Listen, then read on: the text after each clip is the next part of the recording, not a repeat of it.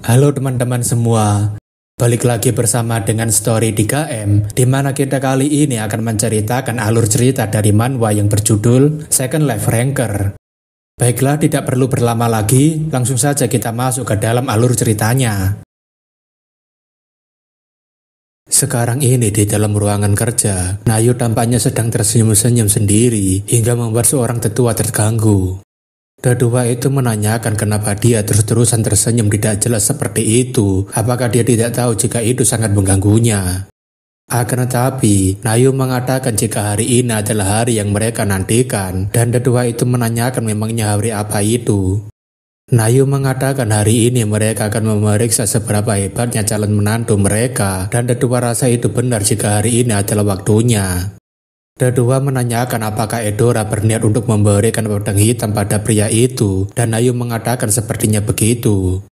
Kedua mengatakan dirinya tidak berpikir ada seseorang yang bisa mengalahkan Jang sejak memulai tutorialnya, dan sangat sulit untuk menemukan orang seperti itu di masa depan. Kedua mengatakan sayang sekali dirinya tidak bisa melihat wajahnya karena topeng itu, tapi Nayu mengatakan orang itu pasti tampan. Kedua menanyakan bagaimana dia bisa tahu, tapi Nayu hanya tersenyum saja. Kedua mengatakan bukankah dia terlalu kejam menyuruhnya untuk belajar dasar bela diri hanya dalam waktu 4 hari saja, meskipun dirinya tahu jika dia memiliki rencana. Kedua mengatakan bahkan seorang jenius yang masih muda tidak mungkin dapat melakukan tugas tidak masuk akal itu. Akan tetapi, Nayu malah menanyakan bagaimana kabarnya telur itu, dan tetua rasa jika orang ini tidak mau mengungkapkan rahasianya. Kedua mengatakan semakin lama mereka berusaha, mereka makin kesulitan untuk menebak isi di dalam telur tersebut. Kedua mengatakan dirinya akan memberitahunya detailnya jika sudah pasti, dan Nayu rasa jika masalah ini cukup besar. Nayu mengatakan kalau begitu dirinya akan menghampiri calon menantu mereka dan melihat seberapa banyak dia bisa memahami tugasnya. Ketika melihat Chain, Nayu tentunya langsung mengatakan kenapa anak ini menjadi sangat kurus dalam waktu 4 hari. Apakah Edora tidak memberikannya makan? Nayu rasa jika bocah ini benar-benar tidak ingin menyia-nyiakan kesempatannya dan ingin segera menunjukkannya padanya. Jungwoo menanyakan apakah dirinya sekarang diperbolehkan untuk menunjukkannya, dan Nayu mengatakan duduk saja. Seketika itu, Jungwoo menunjukkan teknik pengendalian mana yang dirinya pelajari yang memanfaatkan core mana. Melihat kobaran mana yang begitu pekat untuk seorang pemula, Nayu hanya bisa berkata jika bajingan ini di luar batas pemahamannya. Jungwoo berpikir jika dirinya masih belum memberikan nama dari teknik pengendalian mananya, tapi dalam hatinya, nama Heavenly Wing Mana Control adalah yang paling cocok untuk ini. Tentu saja, nama ini dirinya buat karena Jungwoo selalu memikirkan tentang adiknya, dan dirinya ingin membawa julukan adiknya ini bersama dengannya. Nayu mengatakan sungguh luar biasa dia bisa mempelajarinya sampai sejauh ini, dan sepertinya dia layak disebut sebagai seorang monster. Nayu menanyakan apakah dia membuat teknik ini dengan menirunya, dan Jungwoo mengatakan jika dialah orang terkuat yang dirinya kenal saat ini.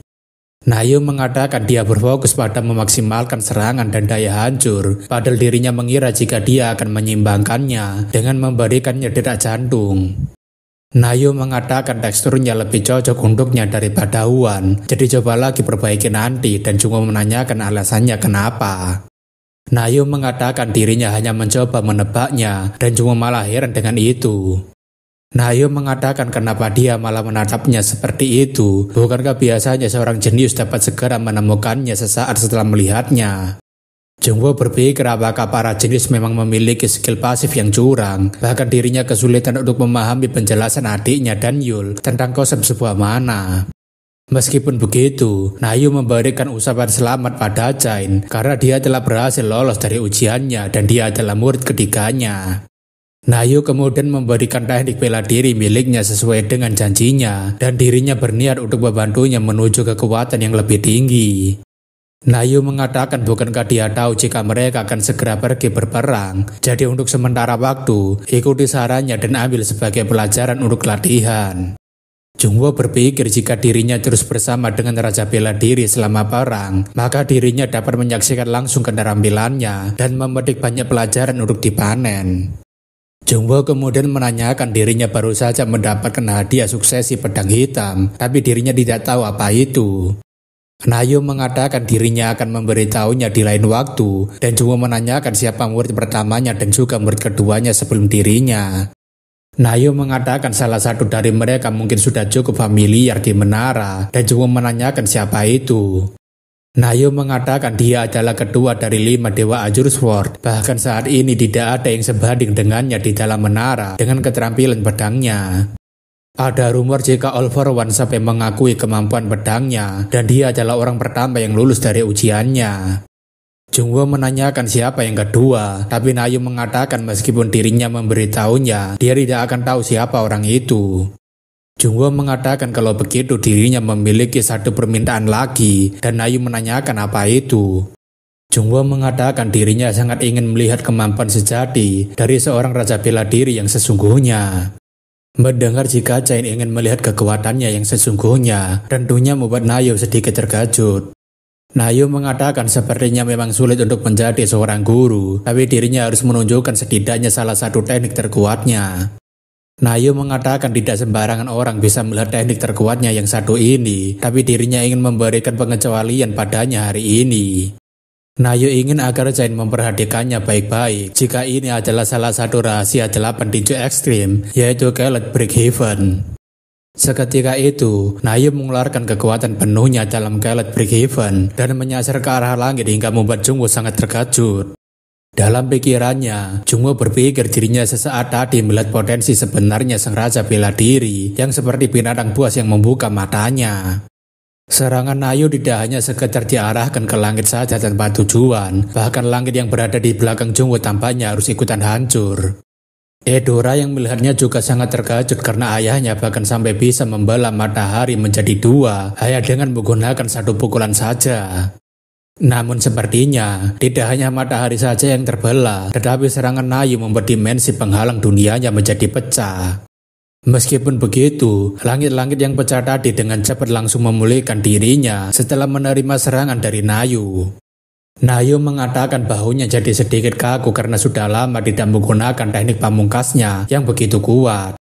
Nayu mengatakan perang akan dilaksanakan malam ini, jadi Edora harus membantu Chain agar dia tidak terlihat kurus dan lemah. Jungwoo tentunya berpikir jika suatu hari nanti, dirinya juga harus bisa melampaui pukulan terkuatnya Raja Bela Diri. Setelah pergi dari Jungwoo, Nayu merasa hampir saja ingin mati, dan wanita misterius mengatakan kenapa juga dia mengeluarkan kekuatan sebanyak itu. Wanita itu mengatakan para penatua tidak akan kesulitan lagi untuk menemukannya, dan protes dari berbagai klan lainnya juga akan segera berdatangan. Nayu mengatakan tetap saja dirinya harus menunjukkan sisi menonjolnya, dan dirinya tidak boleh menunjukkan sisi lemahnya. Nayu mengatakan dirinya sengaja menunjukkan jarak antara dirinya dengan murid barunya itu agar dia semakin termotivasi. Wanita itu menanyakan bagaimana jika motivasinya malah menghancurkannya, dan Nayu mengatakan berarti kemampuannya hanya sebatas itu. Nayu mengatakan dirinya mengira jika dia akan memakan waktu lebih banyak, padahal Swarga lulus dari ujiannya dalam waktu 30 hari, sedangkan dia hanya dalam waktu 4 hari saja. Malam harinya seperti yang sudah dijanjikan, Nayu memimpin klannya untuk memulai peperangan. Nayu mengatakan agar mereka tidak sampai mengompol di celana karena dirinya akan mengawasi gerak-gerik aneh mereka. Seseorang mengatakan kalau begitu jangan salahkan mereka jika dia sampai dipukuli musuh dan mereka akan mengambil posisinya sebagai raja. Semua orang tampaknya santai bercanda dengan Raja Bela Diri, tapi Jungwoo merasa sepertinya dirinya tidak cocok bercanda dengan mereka. Nayu mengatakan tidak ada yang boleh mati dalam peperangan kali ini, dan jika ada yang sampai mati, maka dirinya akan menariknya keluar dari neraka dan menghajarnya sendiri. Nayu sekali lagi berteriak apakah mereka semua sudah paham, dan suku tanduk satu dengan suara lantangnya bersorak bersemangat. Nayu kemudian mengajak semua anggota klannya untuk segera mengambil tiket mereka masing-masing dan segera memasuki menara. Suku tanduk satu tentunya sangat bersemangat merobek tiket masuk menara tersebut dengan penuh percaya dirinya. Melihat bagaimana suku tanduk satu yang sudah mulai duluan, Jungwoo rasa jika waktu untuk membalaskan dendam saudaranya sudah dimulai. Jungwoo berpikir jika ini adalah saat di mana dirinya akan membalaskan dendam adiknya kepada Red Dragon dan juga Azure Sword. Sekarang ini di lantai 11, yaitu Hall of Dream, Nayu tampaknya sedang menunggu seseorang untuk datang ke tempatnya. Orang itu tidak lain adalah Jungwoo, dan dia menanyakan apakah Raja Bela Diri memanggilnya. Nayu mengatakan sebelum mereka menyerang Kuram dengan serius, dirinya merasa harus mengajarinya salah satu teknik 8 tinju ekstrim. Nayu mengatakan mulai hari ini, dirinya akan mengajarinya satu gerakan setiap harinya, jadi bukalah matanya dan pelajarilah semuanya. Nayu mengatakan apakah dia ingat jika dirinya tidak akan mengulanginya 2 kali, dan Jungwoo mengatakan dirinya paham. Nayu menjelaskan jika bela diri dibagi menjadi 3 cabang. Pertama adalah Sim berarti Naegong atau lebih dikenal sebagai mana. Yang kedua adalah Cha, yaitu wadah yang menampung mana itu sendiri di dalam tubuh seseorang. Yang ketiga adalah Ki, yang bertindak sebagai penghubung antara keduanya, dan dia bertanggung jawab untuk mewujudkan seni bela diri dengan benar. Nayu mengatakan 8 tinju ekstrim bukanlah teknik sederhana seperti namanya, dan teknik ini adalah yang tertinggi di antara Ki. Nayu mengatakan dia bisa menggunakan tombak, pedang, atau senjata macam apapun, karena dirinya sengaja membuat teknik ini menjadi sangat fleksibel. Nayu mengatakan teori saja akan sangat sulit untuk dipahami, jadi sebaiknya dia pegang kayu ini karena dirinya akan memperagakan gerakan pertamanya. Nayu kemudian memperagakan gerakan pertamanya yang disebut sebagai dry step atau dunbo. Tidak hanya pada satu gerakan itu saja, Nayu langsung melanjutkan gerakan berikutnya pada Taiga atau Exchanger Angel dan Leguan atau pukulan. Jungwoo yang melihatnya berpikir jika ini adalah sebuah gerakan yang ringkas dan langsung menuju ke arah sasarannya.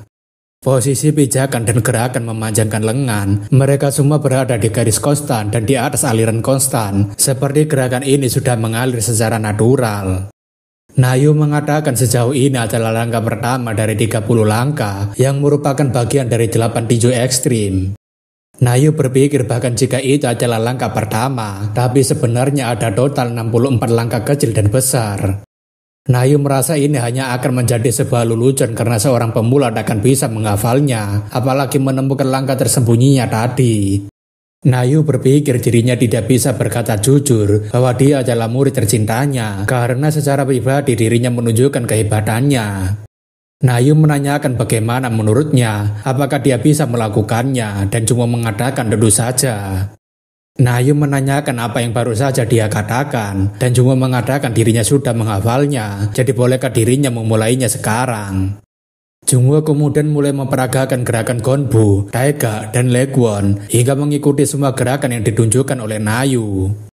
Jungwoo menanyakan apakah seperti ini caranya, dan Nayu tentunya sangat terkejut karena dia bisa menghafalnya dalam sekali lihat. Nayu yang gugup mengatakan dia benar, dan kalau dia sudah kebingungan hanya dengan segini saja, mungkin sebaiknya dirinya mencari murid baru saja.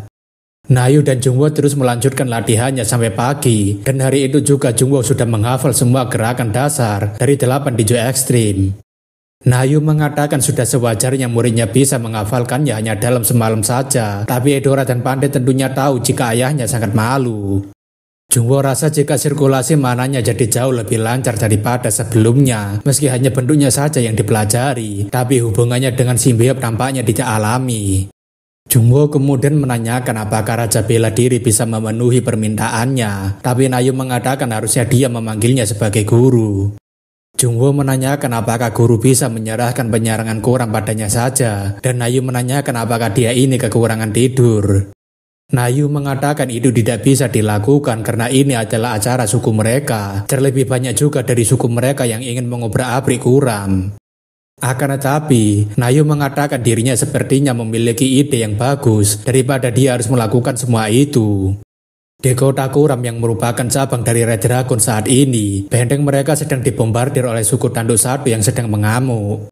Kepala cabang White Dragon tim 8 yaitu Sanon, dia menanyakan apa yang sebenarnya terjadi dan anggotanya mengatakan ada serangan dadakan. Sanon menanyakan apakah mereka dari Azure Sword, tapi anggota itu mengatakan jika mereka berasal dari suku tanduk satu.